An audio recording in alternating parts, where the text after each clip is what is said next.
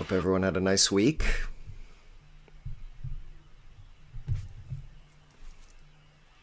Greetings all. I'm in my car, that's why I don't have my video on, but Shabbat Shalom. Thank you, Shabbat Rabbi. Shalom. Drive safe.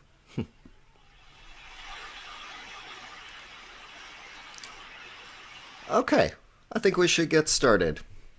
Uh, Thank you for being here. I hope you're all doing well, and I haven't taught Torah study in a while, so it's nice to have you all be back, for all of us to be back together again.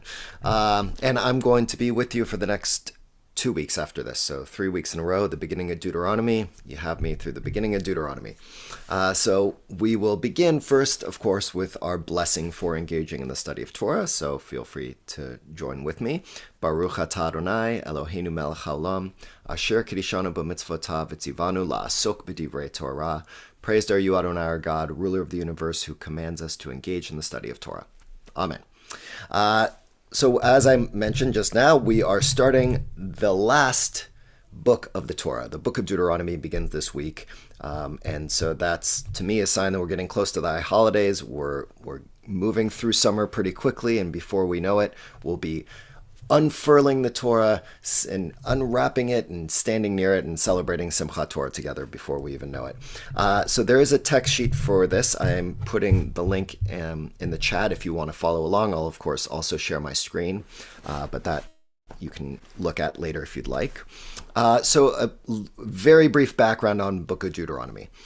Where we ended with the Book of Numbers, we ended with the Israelites' journey to the Promised Land. There is no forward momentum in all of Deuteronomy. At the end of Deuteronomy, Moses dies, and we are standing at the edge, looking out over the Promised Land, not yet having entered it. That's going to happen in the book of Joshua after the Torah.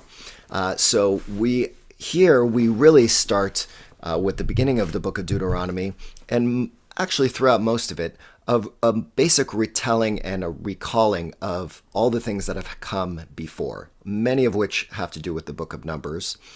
So hopefully you remember some of those stories, and we're going to revisit some of those stories today, because the beginning of the book of Deuteronomy, Moses focuses on a few of the stories that we just read about in the book of Numbers.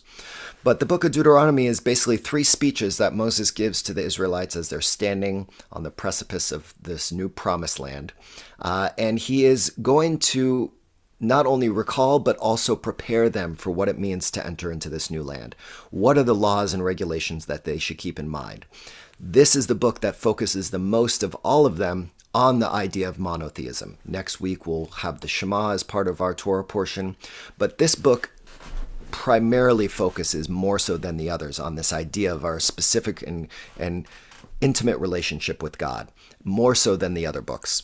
And also, again, not only some of the retelling of things like the Ten Commandments and the laws of Kashrut, but also a deepening connection to this idea of God, and that God is not necessarily connected to one place. If we remember earlier in the Torah, when we were talking about the building of this sanctuary, the portable tabernacle, there was this idea that there was this physical way in which God could connect to the people through that tabernacle, through that portable sanctuary. In the book of Deuteronomy, we move away from this idea that God is even connected to any physical place, more so. Now, of course, we understand that, yes, God is not physical in the world, but the book of Deuteronomy kind of takes that to the next level. So if we think about our modern conception of theology and how we connect to God, it mostly comes from what we find throughout the book of Deuteronomy, in the way in which God is described, in the way in which we see our relationship with God. And again, next week we'll really delve into that more with the Shema and Ve'ahavta prayer. So this week I wanted to hit on a couple of themes that come out from the beginning of the book of Deuteronomy, and again have to do with retelling some of the stories and slight changes from the stories that came from before. If we think about our own lives, if we think about the memories we share and the memories we have of our life from years ago, as soon as we get to the point where we try and retell and recall our own stories, for example, some of those details change, and that seems to be the case right here in the beginning of the book of Deuteronomy. So with that, I think we should delve into it, unless there are any questions before we get started. No? Okay, great. So with that, I am going to share my screen and we will begin.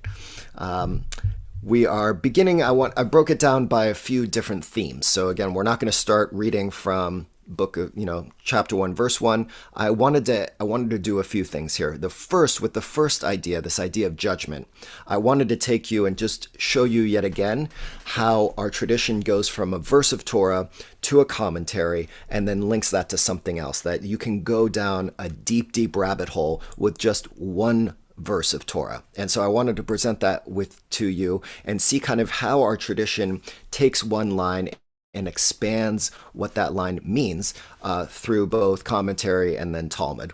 And then we're going to move on to a couple of stories that come from the Book of Numbers, the story of the spies, and the story of Moses hitting the rock, which leads him to not be able to enter the land of Israel, because those two stories come up again in this Torah portion, but with some slight changes, and I also want to look at some of the commentaries related to that. So, of course, you can raise your hand if you have any questions or any comments as we go through this, and we'll see how far we get. We might not get through this whole text sheet, but we'll do as much as we can. Okay, so let's start it off. So, in the beginning, Moses is talking about how while they were in the desert, back in the book of Exodus, he realized he could not do all this alone, that he needed a system, and his father-in-law Jethro was key in helping him realize that he had to delegate. He had to create a system of leadership that was sustainable so that he wasn't taking the burden all by himself. And so they created a set of judges and magistrates and a leadership structure whereby anyone who had an issue could go through a whole system, and then only the biggest issues would really get to Moses. That there were ways in which people could have their issues addressed without having to stand in line for Moses to be able to judge. And the creation of this system in the beginning. And so in Deuteronomy 1:17, he says, "You shall not be partial in judgment. Hear out low and high alike. Fear no man, for judgment is God's. And any matter that is too difficult for you, you shall bring to me, and I will hear it." Okay, so this is Moses talking to the Jewish people. You don't be partial in judgment. You have to hear high and low and alike. What does that mean? We'll find out. Fear no man, for judgment is God's. God is the final judge. And any matter that is too difficult for you, you shall bring to me, and I will hear it. Again, as I was saying, things that got kind of moved up the hierarchy and the chain of command as the issues were more difficult to deal with. So Rashi, one of the most famous, if not the most famous commentator, comes in and tries to understand this line, "Ye shall not respect persons in judgment." So what does that mean? This is addressed to him whose office it is to appoint judges. That he should not say, "Mr. So-and-so is a fine or strong man, I will make him a judge. Mr. So-and-so is my relative, I will make him a judge in the city." While in reality, he is not an expert in the laws, and consequently, he will condemn the innocent and acquit the guilty. "I will account it unto him who appointed him as though he had shown favor in judgment." Okay, so anyone want to take a shot at what is Rashi saying here? What is he suggesting? This line, "You shall not respect persons in judgment." In other words, you shall not be partial in judgment. Who is he directing this to? Rashi is always asking, well, what does this mean? Why is this in the Torah? Anyone want to take a shot at it? You just want me to explain? Yeah, David. You have to unmute. Unmute, yeah.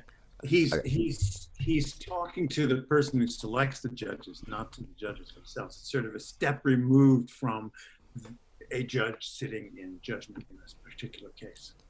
Good. And what is he saying? What is his critique or his warning to those who choose judges? His warning is not to allow yourself to be influenced by whom you know or who seems to have abilities but doesn't in fact. It's saying make good judgments about the people who will make judgments. Great. Right? So it's not just about the judgments that are made by judges.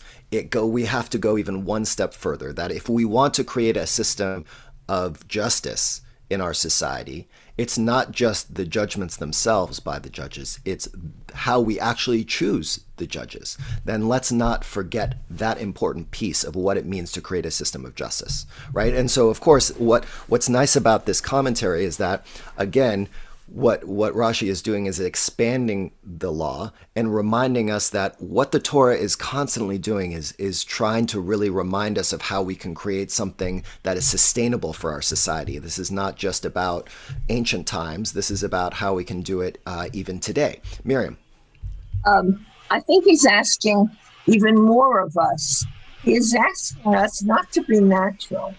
It might be very natural to say, oh, my uncle would really love to be a judge, and he's so smart.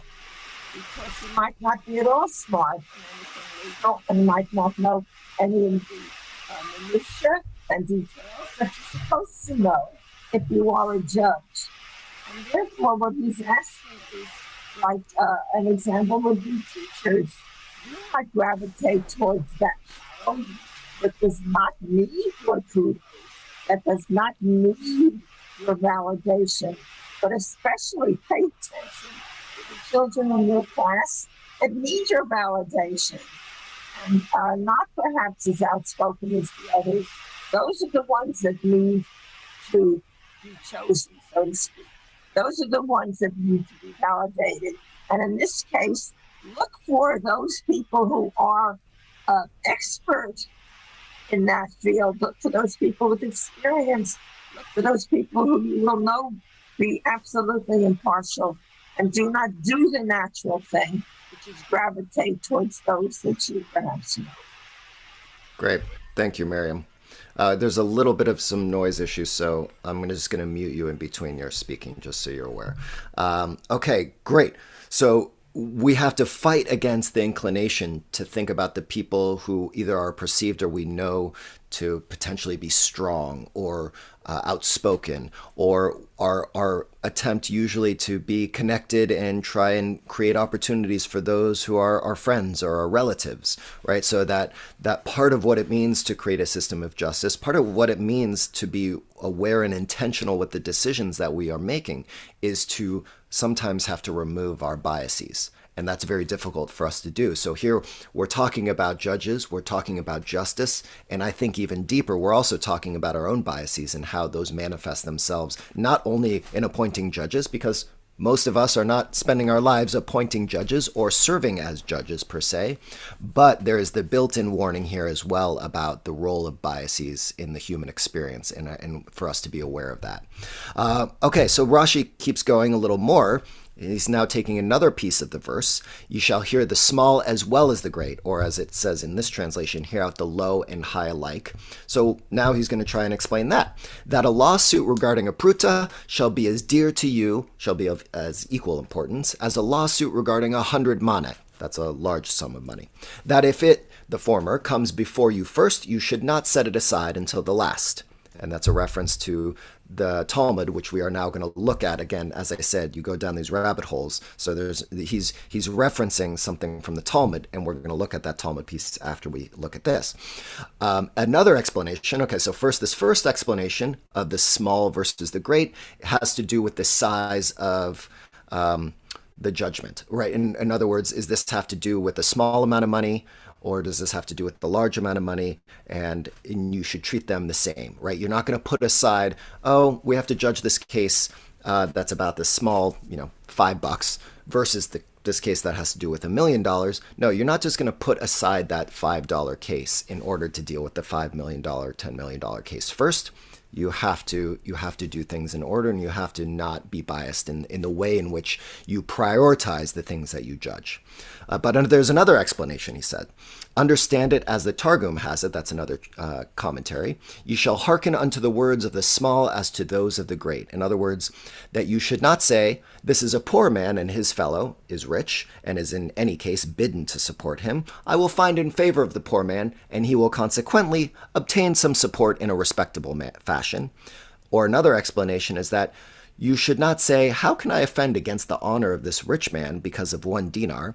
I will for the moment decide in his favor, and when he goes outside and he leaves the court, I'll go say to him, give it to him, because in fact you owe it to him.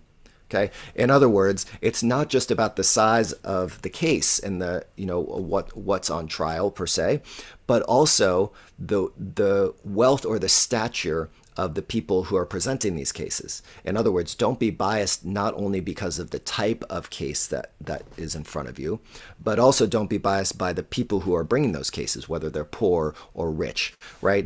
I find this last example really interesting. So you have a rich man and a poor man, and so, okay, it's a very small amount of money. The rich man has plenty of money, but it would be offensive to rule against him for such a small claim because he's well known and wealthy in the community. So you go in his favor, and then after court, you go up to the rich man and say, look, it's not a lot of money. Just give the guy the dinar and let's end it. I mean, I saved face for you in the court, but now just go take care of this guy, right? So backdoor deals, not really using the system, but going around the system in an attempt to still bring justice. But actually, according to Rashi, that is not how you bring justice, by skirting the system and not going through the proper channels, right? So that's what Rashi is talking about here. Now we have big and small is both related to the type of case itself and the people who bring the cases. Okay, any comments or questions or thoughts on that? Yeah, Susan. You're muted.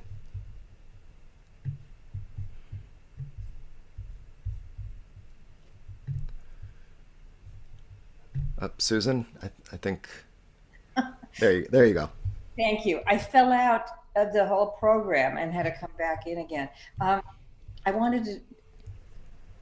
just wanted to go back to something in the prior thing, if I could. We have to mention expertise in this, which is implicit in here. And the current, or the more in recent times, appointment of Supreme Court judges comes to mind very clearly in this. Mm-hmm. And also for elected officials who are not judges, but they make judges, but to have those who are not skilled or experts in the field.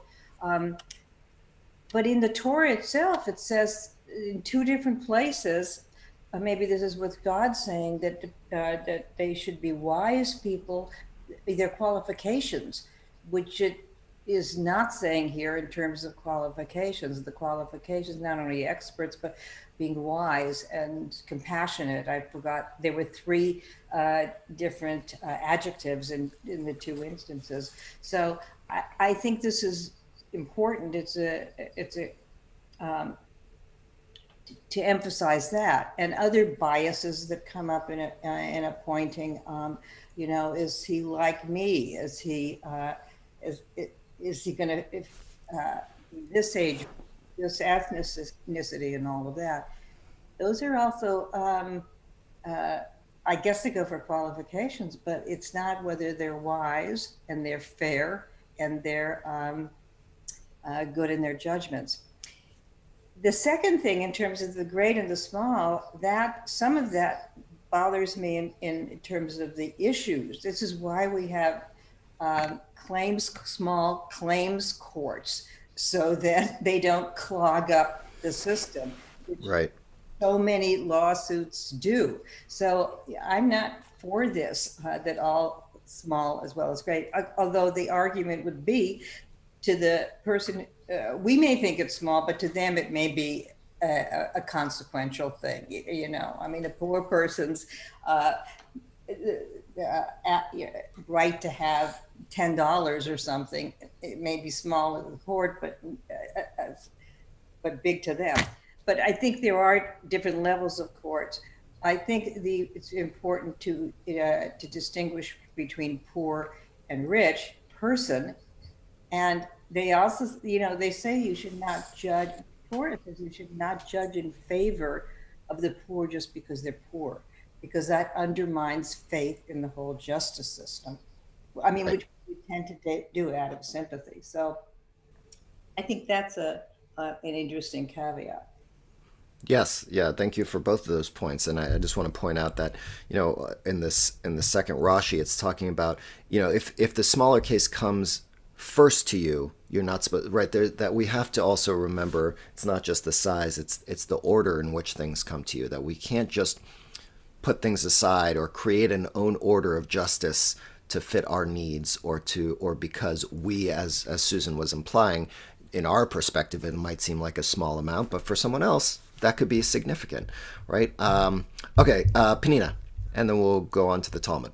Okay, the word taguru, lagur, it's to be established in a place, to live in a place. There is a point of intimidation here.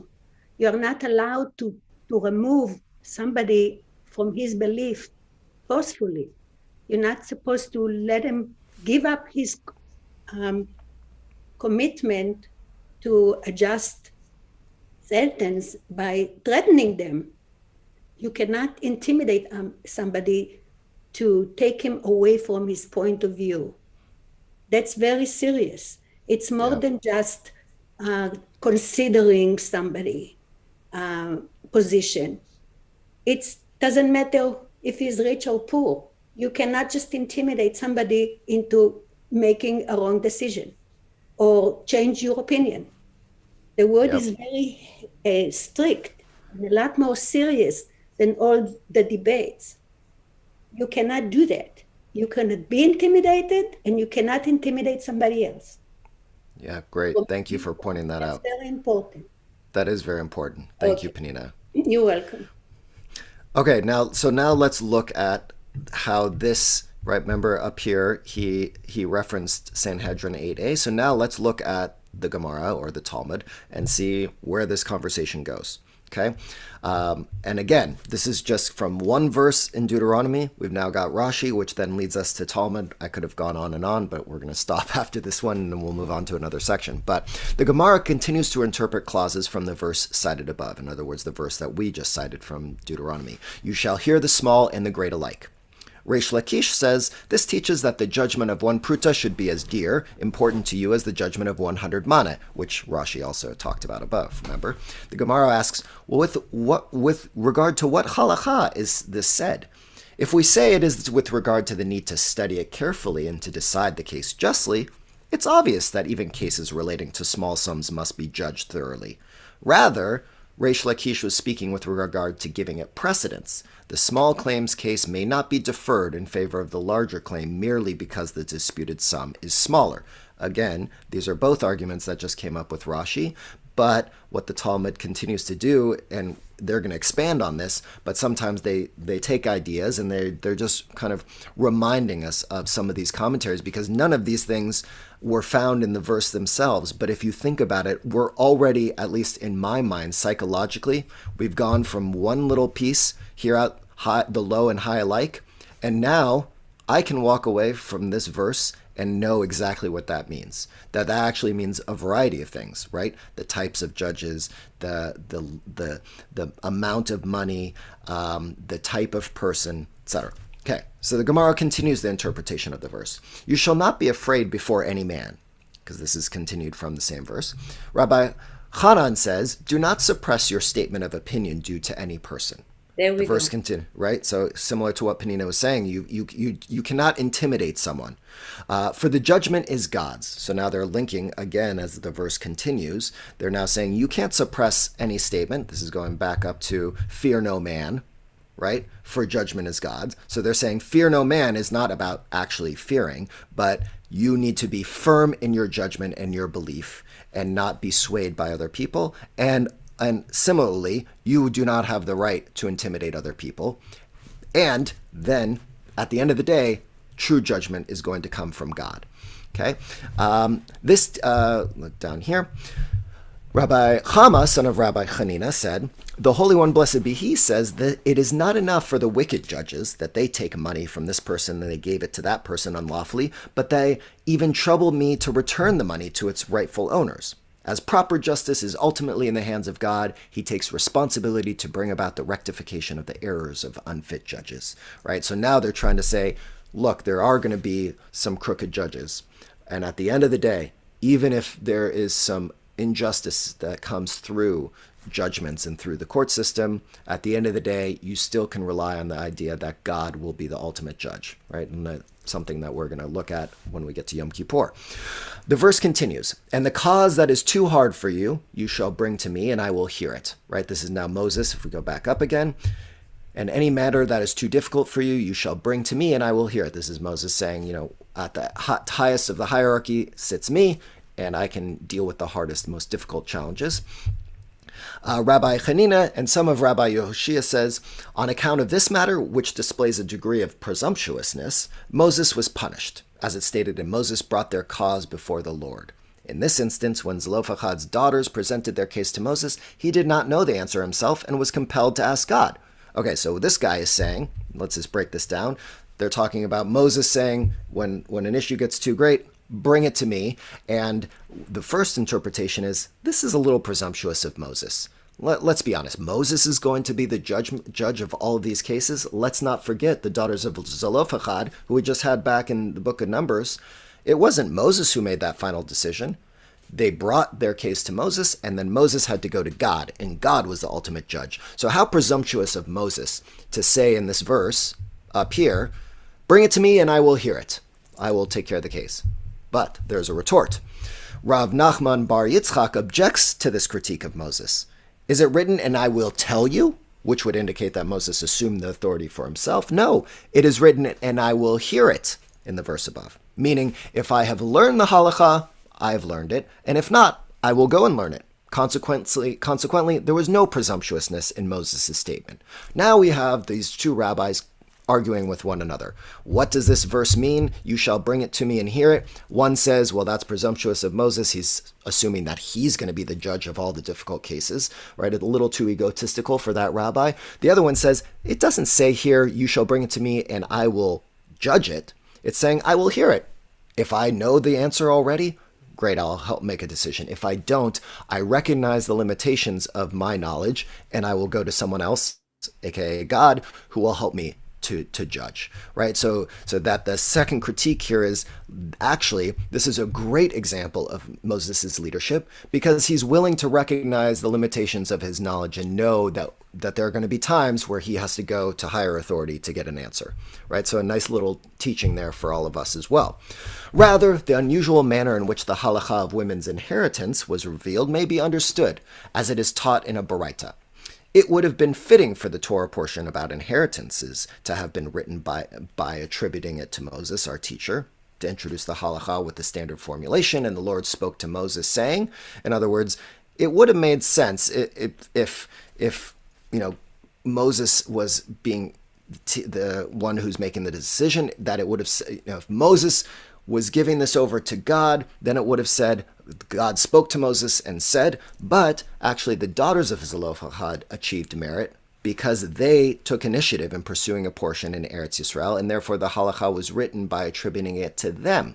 So Moses doesn't get attributed the power to that decision. It's actually the daughters themselves. So now it's another point that both of those points up above either give Moses or God authority in this tough decision that we learned about with the daughters of Zelophehad in terms of them inheriting land because there were no male heirs. But in fact, what's wonderful about the Torah is that it actually gives credit to the daughters of Zelophehad themselves for taking initiative, and that's a really important point. Similarly, it would have been fitting for the Torah portion concerning the punishment of the wood gatherer to have been written by attributing it to Moses, but the wood gatherer was found guilty and the halakha was written by attributing it to him. And this serves to teach you that guilt is engendered by means of the guilty and merit by means of the innocent. Okay, we're just going to take a break there. I know that's a lot. Not all of Talmud reads like a wonderful story, right? But what we do have here is just this interesting, we're going to move on in a minute to a different part of the Torah portion, but I just wanted to show, because I think it's really important, again, as we read Torah, I can't reiterate enough that just reading the text from the Torah itself is not enough from our tradition. We have to delve deeper, and the source sheet that I put in the chat, I'll put it again just one more time for those who weren't here when I first put it up. That resource, sefaria.org, you can go to any verse in the Torah and you can click on it, and on the right column it'll start showing commentaries or midrashim, and then you can click on that and you can go down the rabbit hole yourself with any verse of Torah, and you can go into Talmud and Mishnah and all kinds of things. They have amazing resources. But that is the Jewish way for us to constantly learn Torah. That's why we usually read it with a commentary, so we can understand commentary. Okay, so any thoughts, reflections, or questions about kind of this dive that we took from this one line, the various aspects of, in this one verse, we had this idea of judgment, we had this idea of Moses being the judge, we had the idea of low versus high, and we recognized even that that has to do with a variety of different things, many ways of interpreting that. We have a whole system of how we're supposed to understand judgment from this one verse from Deuteronomy. Now, of course, as was pointed out earlier by Susan, yes, there are references to judging and justice in other parts of the Torah. We're going to see some of that even in more depth as we go through the Book of Deuteronomy. But here we can see how one verse has the capacity to really expand our understanding of an entire system of justice and what in the Jewish way of which we're supposed to understand how to appoint judges, how to judge, and again, even further to those of us who are not judges, how do we recognize the biases that we hold within ourselves? How do we recognize the socioeconomic challenges we face as a society and the expectations, implications, and again, the biases that we make about those things? And how can we be aware of that? And how can we temper some of those biases? And how can we really try and make sure that as individuals in a society, we are being as just as possible? Claudia. I have a question. When Yeah. they say, don't concern yourself with, crooked judges and God will take care of it, do they mean God will take care of it? God will provide, God will take care of it, in the afterlife? Or do they set up a system like we have, lower and upper courts? Do they actually set up a system to keep judges in check?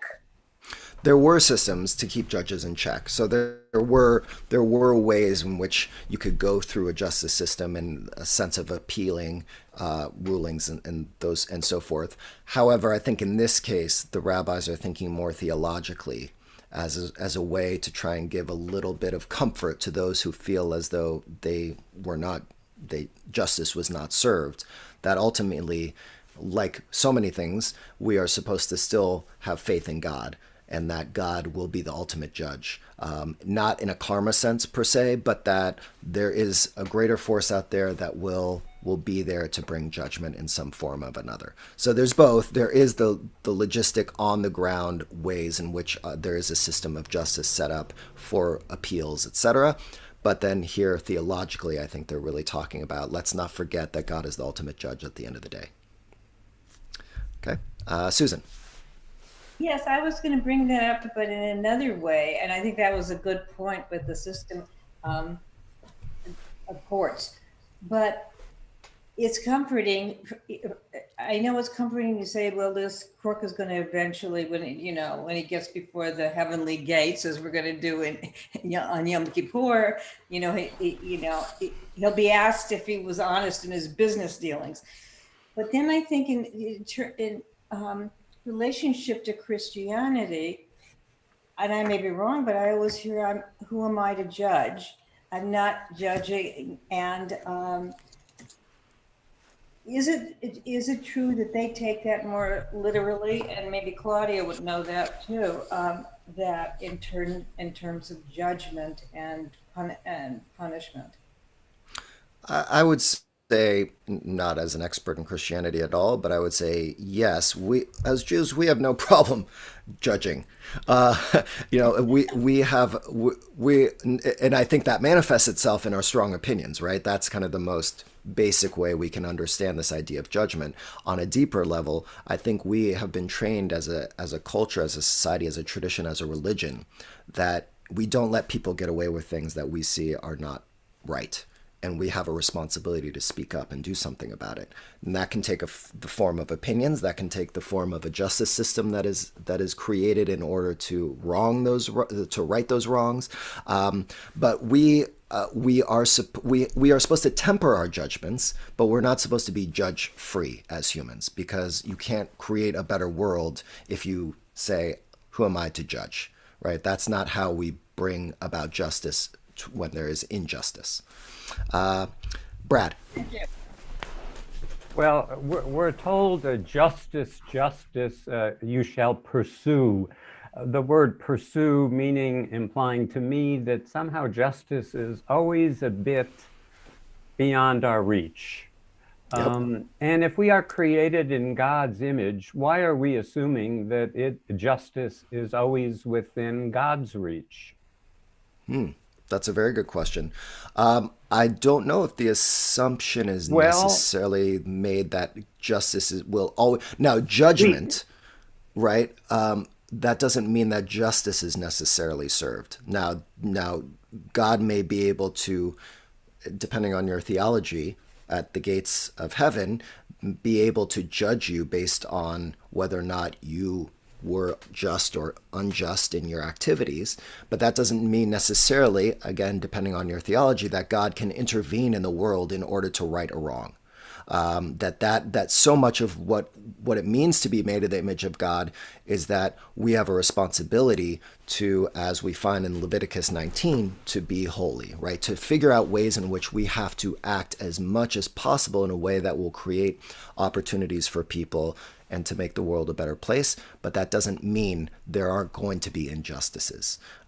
So I hope that helps a little. So it's not that God is going to right all the wrongs necessarily in this world, that if you are treated unfairly in your life, or as we think about things that have nothing to do with justice in court systems, but the things that happen in our lives that feel unfair, and there are plenty of them, whether that's health related, whatever it may be, it's not necessarily that God is going to fix those things, but we are supposed to use the system that is created by our tradition to try and at least alleviate the intensity of the impact of those injustices. I'm starting to think about the high holidays. Unatana Tokef prayer, which we say at the high holidays, who shall live, who shall die, who by water, who by fire, ends with this idea, but tzedakah, through prayer, through repentance or return, that God will temper the decree. Right. In other words, it doesn't say that God is going to overturn these things or change your life necessarily,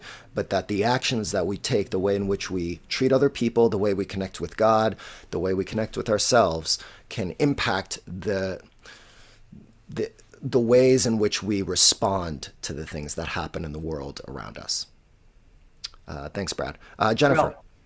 Well, oh, yeah, go ahead, Brad. Well, I would respond that what the system is, in which we were just reading, is one where you just keep kicking it up the chain of command.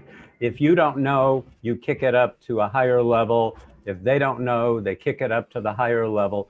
And at the top of the level is God, who we are meant to think will know. God will know. Now, he may not exact that justice, but he will be able to somehow know what that justice should be. And that's the question that seems pretty presumptuous on our part to make that conclusion about God. Well, again, that goes back to a theology. If you believe that God is omnipotent and omniscient, then it's not presumptuous. It's just the way you understand God in the world. If you believe that God is fallible, then it is presumptuous, because then you are suggesting an entirely different understanding of how God is supposed to know the world. Whether or not God acts in the world, does God have the ability to know, however we want to define that, know all that is just in the world? Again, you may not believe in that system. Right. Some do, some don't. Especially if we say that we are created in God's image. Reconciling those two. If it's we can't ultimately know, but somehow God can. How do you reconcile that we are in God's image? Well, I would say being in God's image does not mean we have the same powers of God. It just means that I think that's more supposed to teach us about, you look at someone else and you're supposed to see God in that person, and therefore the way in which we interact with people in the world is to be one in which we see holiness in the other. And if we were all to do that, we would treat each other better. Not that being made in the image of God means that we are empowered with the same characteristics and possibilities that God can bring. It's just that it's really a charge to us in terms of our relationships with one another, more so than supposed to kind of teach us how we can be like God. if that makes sense. Okay, thanks, Brad. Jennifer, and then Penina. Oh, just quickly, thank you. I'm learning as always so much. I wanted to say back on the interpretation of Moses will hear and whether that means he's going to act or not. Just because he has asked God in the past, I trust that when he does hear, if he doesn't know himself, he would ask God, because we've seen him do that over and over again. And then the second thing, just, a first go-to feeling for me. The second thing is that in a way, I'm much less intimidated by human justice, because we can always say, oh, that, he made that decision because he was biased, or much easier to come to terms with a human fallibility than personally for me to understand God's justice sometimes, especially when people are taken too soon or at the wrong place at the wrong time. So in a way, I'm much more comfortable in that sense with human justice. Yeah. Although, of course, I trust ultimately in God's justice. I just find it a lot harder to reason. Yeah, it is. It is a lot harder to try and decipher and understand. That is for sure. I feel like a lifelong challenge we face, is trying to understand that. Thank you, Jennifer. Penina. Okay. I'm looking at it in a more practical point of view. They were told not to be a false witness in the Ten Commandments. They tried to get justice before, while they started, and his father-in-law, Moses' father-in-law, told him, pick up judges, pick up people, and give one who is going to judge the immediate, one is going to judge the judges. In other words, there was sarei alafim, sarei meot, and every 100 people there's going to be a judge, then there is going to be a higher judge, or whatever.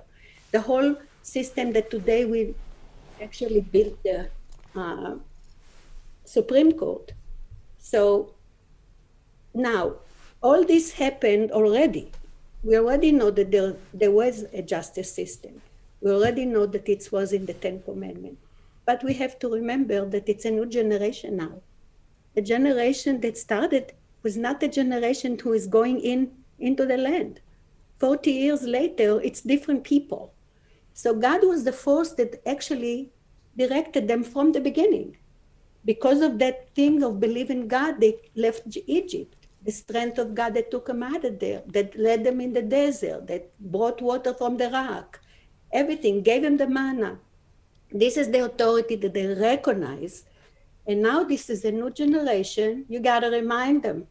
You have to tell them, look, you have to do this, and God is the one who is going to be the supreme force, because that's what took him out to begin with. That's what they will understand, that they have to listen to and believe to, because that was the force that got them to that point. So yeah, good. Yes, thank you. That's the whole thing. If you look at it from a practical point of view, it's not something new. We saw it before. It's just that they need to be reminded now. It's a new generation. That's it. And as I said in the beginning, all of the Book of Deuteronomy is a retelling of things that came before. And as you point out, Penina, one of the important reasons for doing that is because this is a new generation. These are not the people who left Egypt. Because of the mistakes of the spies earlier in the Book of Numbers, we were forced to travel through the desert for 40 years, even though it doesn't take that long to get to Israel from Egypt, right? So this is a new generation that is about to enter the land. So Moses does need to remind them of things that came before their time, right? Another very key piece of what it means to be Jewish is memory, is recalling what came before us and figuring out a way of implementing that in our own lives. And even if it wasn't a new generation, right, there's still the importance of being reminded of some of the key moments in our own experience or in our society's experience in order for us not to repeat the same mistakes, and also for us to be able to figure out, once we've stepped out of something for a period of time, if we're going to go back and remember that moment, how are we going to think about what are the most fundamental teachings from that moment, right? I'm thinking about this a lot right now. as we're coming out of this pandemic, right? And even though it's still holding on with the Delta variant and everything else, when we are going to look back on this 40 years from now, what are we going to remember? What are the lessons that we're supposed to learn? What are the teachings, right? If we were going to be standing on the mountaintop 40 years from now, like Moses, after we just went through this plague, similar to the plagues in Egypt, how are we going to recall that? And what are the things that we are going to hold on to and remember are the teachings from this moment? So again, there are many parallels that with the structure of what Deuteronomy represents that is very much in line with the way in which emotionally and psychologically we're supposed to go through our own lives and to teach the next generation, right? Teaching the next generation is requires us to be able to articulate the lessons that we've learned from our lives and from the history of the world around us. And we're obligated to do that. That's an important piece of what it means to be human, according to Judaism. Back to Susan for another quick moment, and then we're definitely not going to get through the whole source sheet, but we'll get to one more thing. Go ahead, Susan. Oh, still muted. Here I am again. Yes, memory, I could certainly verify that, because I try and read the Torah portion each year, and I thought, I didn't remember that. You really need to be reminded. But image of God is what I was going to say. I don't think it's not only in other people, but we have to recognize it in ourselves. And when we do, how am I behaving how am I using food? Am I grateful for it? Am I overeating? Am I gluttonous? How can I turn and sexuality? It's when you're reminded of and cheating or not cheating. You have to look at what might be godly in yourself, more good characteristics and how to work with it. So I think that's important. I often think of that, as curbing. How are we above animals? And that's the godly in us. Thank you, Susan. That's a great point. Okay, Sam on Facebook. Hi, Sam. Rabbi, I just finished reading a fiction book, The Lost Scrolls of King Solomon. Essentially, it presented that the light world, the world we see, is like our test. And in the afterlife, there are various levels of heaven and hell, where our spirit soul has to be for some time learning what we did wrong, hell, or could have done better, heaven, before reincarnating into this world to give it another go. It even presented justice as something God would handle in both the light world, the various angels that have interceded in Jewish history, and in the afterlife. Through this process of understanding, we face God's judgment. What do you think about this? And is it rooted in Torah? Yes, in some ways it is rooted in Torah, because there is the idea of reincarnation. There is the idea that we die and that when the Messiah comes, we will rise up again and come back into the world, and the world will be a place of perfection. And the idea that this idea of heaven and hell, even though we don't see it the same way in Judaism, there is the idea, again, which comes up at the high holidays, this idea of there may be an area sometimes known as Gehinnom, or an underworld, where where some people have to go for a period of time before they're able to go up to heaven. So these things, the things that you are finding in that book are related to various theologies and understandings that we find in our tradition. Okay, I want to just get to great questions. Thank you all. I wish we had lots more time, but we don't. So I'm skipping. Again, you have the source sheet. You can look through it and kind of see how up here, I gave you the background on the story of the spies. So you can read the original, so to speak, from the Book of Numbers. Then how Moses reinterprets that story, or interprets and retells it, and some of the commentaries about that. But I just wanted to go to a few more little things, just because we don't have a lot of time. In Deuteronomy 1:27, he said, "You sulked in your tents and said, 'It is because the Lord hates us that he brought us out of the land of Egypt to hand us over to the Amorites to wipe us out.'" Now, this is at the end of the story of the spies. He's referring to the fact that the Jews were just so distraught after the spies came back and said that we looked like grasshoppers to these giants, and that there's no way that we would be able to overcome them. And that's, of course, what makes God extremely upset, and why they then have to wander. So he's recalling that they were sitting in their tents and, God must hate us, because why would God take us out of Egypt to present us to these people who are going to destroy us? So Rashi then comes and wants to understand, well, what does this mean? Because the Lord hates us, right? Really, however, he loved you, but you hated him. A common proverb: what is in your own mind about your friend, you imagine is what is in his mind about you, right? So a nice little teaching in proverb that Rashi is connecting to this idea of the transference, or this idea that what really is happening here is that the Israelites, as we find throughout their journey through the desert, show signs of not listening to God, of rebelling, right? The golden calf is one of many examples. And so here Rashi is basically going off on the Jewish people, saying, it's not that God hated you. No, you had this perception. You actually had a real dislike for God for having taken you out of Egypt and taken you on this journey, even though it saved you. And as a result, you in your mind put it on that God actually hates you. And so in general, though, I think this is a nice little teaching about how we understand other people and the certain inferences we make. What is in your own mind about your friend, you imagine is what is his mind about you, right? Hopefully that's more positive, but can also be the negative side, which we find in this verse. Okay, then we move on to a little from there to God's support. There's a nice little parable that I wanted to share here. So in the wilderness where you saw how the Lord your God carried you, as a man carries his son, all the way that you traveled until you came to this place, right?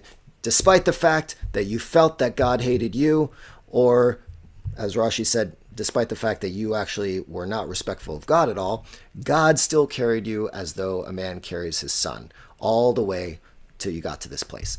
And so Rashi says, so there's a parable for this, right? The rabbis love parables. I love studying all the parables that come out of the rabbis.